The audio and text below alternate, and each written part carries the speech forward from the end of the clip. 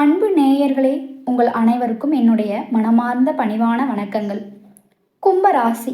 இந்த ராசியோட அந்த அதீத ஆளுமை பண்புகளை பற்றி நினைக்கும் போதே எனக்குள்ள ஒரு பெரிய வியப்பு வருதுங்க. எப்படி ஒரு மனுஷனால இவ்வளவு தன்னலமில்லாத பொதுநலத்தோட இருக்க முடியுது? அந்த அசைக்க முடியாத அறிவுத்திறன், யாரையும் ஒதுக்கிடாம எல்லாரையும் அரவணைச்சு போற அந்த சுபாவம், இதெல்லாம் ஒருத்தருக்கே அமையுங்கிறது சாதாரண விஷயம் இல்லைங்க. இந்த உன்னதமான குணங்கள் உங்கள் வாழ்க்கையை எப்படி செதுக்க போகிறத பற்றி இப்போ நம்ம ரொம்ப ஆழமாக விளக்கமாக பார்க்க போகிறோம். நிச்சயமாக சொல்லணும்னா, கும்பராசியில் பிறந்தவங்களோட மனசுங்கிறது தர்மத்தாலையும் நியாயத்தாலையும் கட்டப்பட்ட ஒரு பிரம்மாண்டமான கோவில் மாதிரிங்க. நீங்கள் என்றைக்குமே உண்மைக்கு மாறான பாதையில் ஒரு அடி கூட எடுத்து வைக்க மாட்டீங்க. தர்மத்தோட வழி நின்று பிரகாசிக்கிற தூய ஆத்மாக்கள் நீங்கன்னு இந்த உலகத்துக்கே தெரியும். உங்கள் மனசுக்குள்ள சுயநலங்கிற நிழல் கூட படாதுங்க. அதுதான் உங்கள் ராசியோட ஸ்பெஷாலிட்டியே.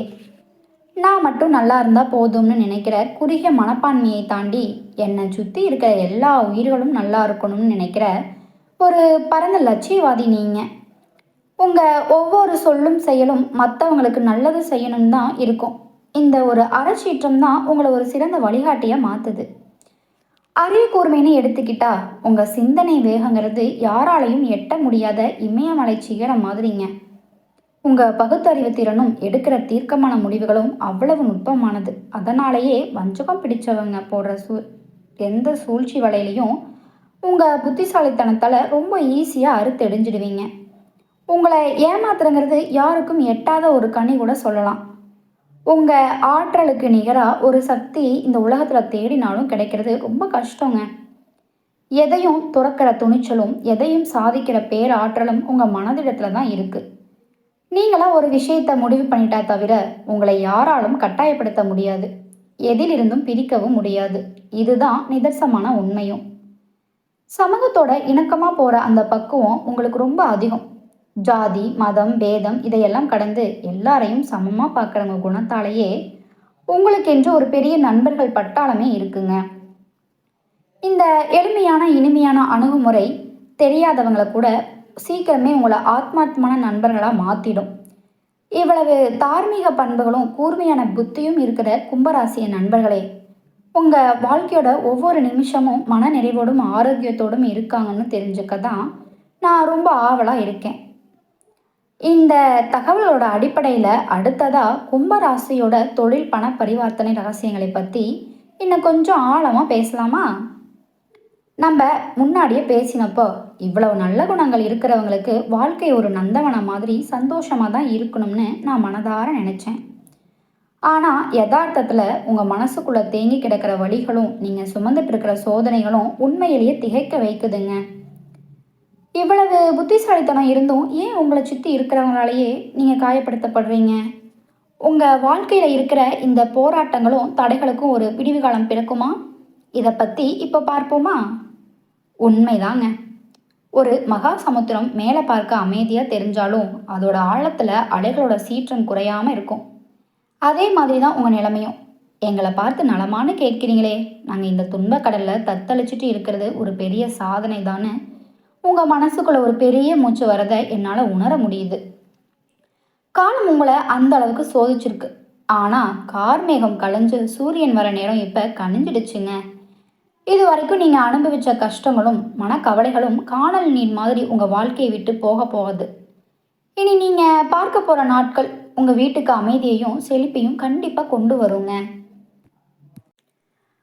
உறவுகளோட பிரிவால் வாடிக்கிட்டு இருக்கிற உங்கள் மனசுக்கு ஒரு மருந்தா ஒரு காலத்தில் உங்களை உதாசீனப்படுத்தி தேவையில்லாதவங்கன்னு ஒதுக்கி தள்ளின அந்த அதே ரத்த உறவுகளும் சொந்தங்களும் அவங்க பண்ணின தப்பை உணர்ந்து உங்களை தேடி வர ஒரு அற்புதமான காலம் இது. கசப்புணர்ச்சி நீங்கி உறவுகளுக்குள்ள ஒரு புது புரிதல் பிறக்கும். அதே மாதிரி சுப காரியங்களுக்காக காத்துக்கிட்டு இருக்கிறவங்களுக்கு வரன் அமையறதுல இருந்த தடைகள் எல்லாம் பனி மாதிரி விலகிடுங்க. உங்களை புரிஞ்சுக்கிட்டு நேசிக்கிற ஒரு நல்ல வாழ்க்கை துணை உங்களுக்கு அமைவாங்க. குழந்தை பாக்கியம் இல்லையேன்னு ஏங்குறவங்களுக்கு அந்த குறையை தீர்க்க ஒரு வாரிசு பிறக்கிற பாக்கியம் கிடைக்க போகுது. அது மட்டும் இல்லாமல் பூர்வீக சொத்து விவகாரத்தில் இருந்த சிக்கல்கள், கோர்ட்டு கேஸ், பங்காளிகளுக்குள்ளே இருந்த ஒரு பிரச்சனை எல்லாம் ஒரு முடிவுக்கு வரும். உங்களுக்கு பொருளாதார நிலை ஒரு அடுத்த கட்டத்துக்கு போகும். இவ்வளவு காலமா உங்களை முடக்கி போட்டிருந்த கர்ம வினைகளும் மற்றவங்களோட கண் திருஷ்டியும் உங்களை விட்டு விலகிறதுக்கான வழிகளை இப்போ விரிவாக பார்ப்போமா? இந்த தெளிவு உங்கள் வாழ்க்கையில் ஒரு பெரிய திருப்பு முனையாக இருக்கும். நெகட்டிவ் எனர்ஜியில் இருந்து உங்களை பாதுகாத்துக்கிட்டு முன்னேற இது வழிவகுக்குங்க. கும்ப ராசினரோட இந்த மாற்றங்கள் ஒரு கும்பராசினரோட இந்த மாற்றங்கள் ஒரு பக்கம் நம்பிக்கையை தந்தாலும் உங்கள் ஆள் மனசில் இருக்கிற அந்த பயத்தை பற்றி நான் யோசிக்கிறேன்.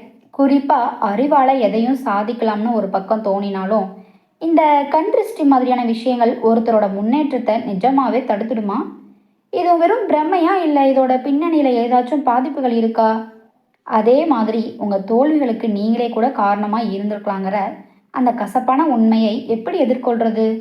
இந்த முரண்பாடுகளை தீர்த்து ஒரு தெளிவான மனநிலைக்கு எப்படி வர்றதுன்னு விளக்கமாக சொல்கிறேன், கேளுங்க. உங்கள் தற்போதைய மன போராட்டங்கிறது ஒரு நீண்ட பயணத்தோட இறுதி கட்ட மாதிரி.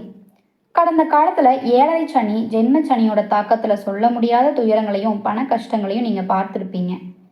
எந்த ரணங்களும் உங்கள் மனசில் எதை செஞ்சாலும் தோற்று போயிடுவோங்கிற ஒரு பயத்தை விதைச்சிருக்கு. ஆனால் நீங்கள் ஒன்று புரிஞ்சுக்கணும், கிரகங்களோட சுழற்சிங்கிறது ஒரு காலச்சக்கரம் மாதிரி தான். இரண்டு மேகங்கள் விலகிக்கிட்ட இன்னும் அந்த நிலையிலேயே நிஜம்னு நினைச்சு பயப்படுறது உங்கள் முன்னேற்றத்திற்கு நீங்களே போட்டுக்கிற முட்டுக்கட்டை. நிகழ்காலத்தில் இருக்கிற வாய்ப்புகளை கவனிங்க. அப்பதான் இழந்த பெருமைகளை மீட்க முடியும். கண் திருஷ்டியை வெறும் மூட நம்பிக்கையாக தள்ளிட முடியாதுங்க. இது மற்றவங்களோட தீவிரமான நெகட்டிவ் எண்ணங்கள் நம்மளை பாதிக்கிற ஒரு விஷயம். குறிப்பாக சமீபத்தில் நீங்கள் செஞ்ச ஊர் மாற்றம், தொழில் மாற்றம், இதனால் நிறைய பேரோட பொறாமை பார்வைக்கு நீங்கள் ஆளாயிருக்கலாம். ஒரு கண்ணாடியில் படிகிற தூசி மாதிரி இந்த பாதிப்புகள் உங்கள் வேலையும் தடைகளுக்கும் உடம்பு முடியாமல் போகிறதுக்கும் காரணமாக இருந்திருக்கலாம். ஆனால் வெளியில இருந்து வர காரணங்களை விட நமக்குள்ளே இருக்கிற காரணங்கள் தான் முக்கியம். உங்கள் பழைய தோல்விகளும் உங்களுடைய சில ஆவேசமான முடிவுகளும் நிதானம் இல்லாமல் பேசின பேச்சுகளும் கூட காரணமாக இருந்திருக்கலாங்கிறத நீங்கள் நேர்மையாக ஒத்துக்கணும். சுய பரிசோதனை பண்ணுறது பலவீனம் கிடையாதுங்க, அதுதான் உண்மையான பலம். உங்கள் சொல்லாலேயோ செயலாலேயோ யாராச்சும் வருத்தப்பட்டிருந்தா அதை உணர்ந்து உங்களை நீங்களே திருத்திக்கிற அந்த பக்குவம் தான் உங்களை அடுத்த நிலைக்கு கொண்டு போகும். உங்களை நீங்களே தூய்மைப்படுத்திக்கிட்டா எந்த கண் திருஷ்டியோ கிரகங்களோட பாதிப்போ உங்களை ஒன்றும் செய்ய முடியாது. உங்கள் தன்னம்பிக்கையை சரியான இடத்துல முதலீடு பண்ணுங்க. இந்த மனமாற்றமே உங்கள் வெற்றியோட திறவுகோள். கடந்த கால கண்ணீருக்கும் துரோகங்களுக்கும் ஒரு முற்றுப்புள்ளி வைப்போம். எதிர்காலத்தை பற்றி புது நம்பிக்கையை விதைப்போம். நேத்துங்கிறது முடிஞ்சு போன கதை, அதை யாராலையும் மாற்ற முடியாது. ஆனால் நாளைக்குங்கிறது உங்கள் கையில் இருக்கிற ஒரு வெற்றுத்தாள்.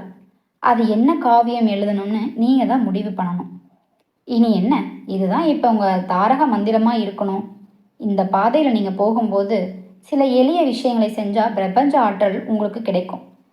தினமும் காலையில் காகத்துக்கு உணவிடுங்க. இது சும்மா சடங்கு இல்லை, பித்ரோக்களோட ஆசையை சனீஸ்வரனோட கருணைகளையும் உங்களுக்கு தரும். அதே மாதிரி எந்த பலனும் எதிர்பார்க்காம ஏழை எளியவங்களுக்கு செய்கிற உதவி உங்கள் கர்ம வினையை குறைக்கும்.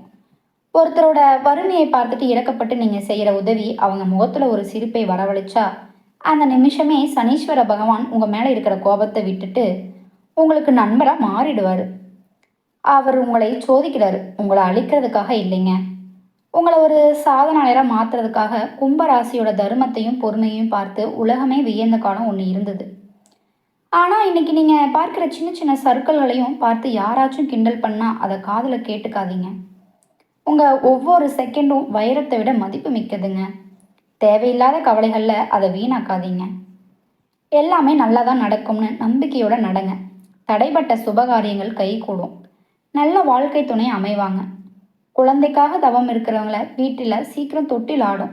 பிரச்சனை இருந்த பூர்வீக சொத்துக்கள் உங்கள் கைக்கு வரும். இதெல்லாம் உங்கள் வாழ்க்கையில் ஒரு வசந்த காலத்தோட ஆரம்பம்.